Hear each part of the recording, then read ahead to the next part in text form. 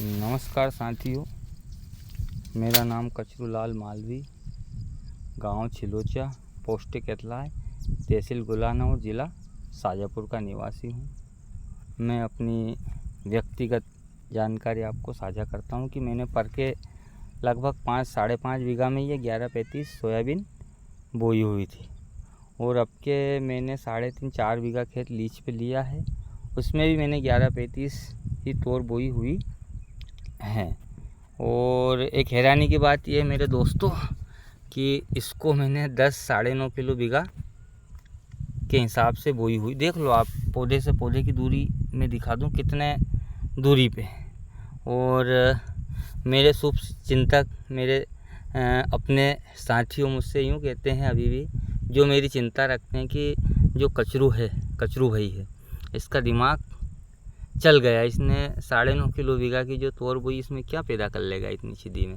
लेकिन साथियों, मुझे भरोसा है, पर के भी मैंने इतनी छिदी बोई थी, लेकिन उसने बम्पर उत्पादन दिया था। मतलब इस साल 2024 का जो साल था, अगला साल, जिसमें हर मेरे किसान साथियों कहते थे कि 11-35 ने अच्छा उत्पादन नहीं दिया, लेकिन मैं दावे के साथ कहता हूं कि मुझे तो मेरी उपेक्षा के अनुसार ही, जो मेरी तमन्ना थी उसके अनुसार ही इसने उत्पादन दिया था, कम बिजाई के करते हुए भी। हालांकि इसमें थोड़ी फंगस लग गई थी, इसलिए दाना थोड़ा छोटा रह गया था। लेकिन मेरी 11-35 तोर ने 3.5-4 कुंटल बीघो उत्पादन इसने दिया था। इतनी छिदी थी और आज भी ये इतनी छिदी। देख लो आप, ज़्यादा ये देखो, इधर से देखोगे तो चांस बंद दिखती है, ये है ना। और इधर से आपको दिखाऊं तो एक पौधा 4 इंची 6 इंची की दूरी पे। देख लो आप, पौधे से पौधे की दूरी बताऊं मैं आपको। मतलब मैं चाहता हूं, मैं यूँ नहीं कहता हूं कि आप भी इतनी सीधी बो। मैं तो प्रैक्टिकल करते हुए आपको बताता हूं, रिजल्ट बताता हूं कि भैया इसमें, क्योंकि देखो अपनी खेती में अपना ही निर्णय सर्वमान्य होता है। अगर मैं आपसे कह दूं कि भैया ऐसा करो और क्लाइमेट ने अगर साथ नहीं दिया और भगवान करे विपरीत हो गया, तो भैया मैं इसका जिम्मेदार क्यों रहूं। लेकिन मैं तो बताऊं कि ये 11-35 तोर है। अब मैं अब के बताऊं आपको कि मैंने इसको 10 किलो बीघो ही पटकी, हाँ 10 बल्कि 9.5।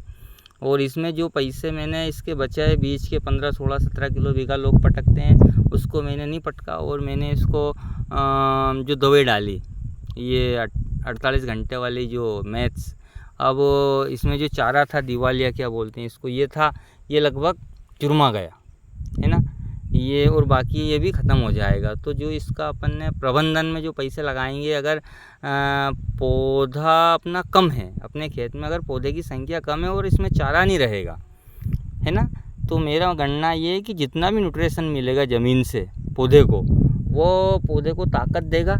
और ताकत देने के बाद उसमें जो फल फूल में वृद्धि होगी, और फिर इसके बाद अपन पौधे को जैसे ही फ्लावरिंग अवस्था में रहेगी, तो फिर इसमें अपन जैसे बायर का आता है ये टॉनिक, जो कि पौधे ग्रोथ रेगुलेटर, जो इजिएंट नाम का, जो पौधे को रोक देता है। तो अगर इस पे अपन रोकेंगे तो इसमें फ्लावरिंग में वृद्धि होगी।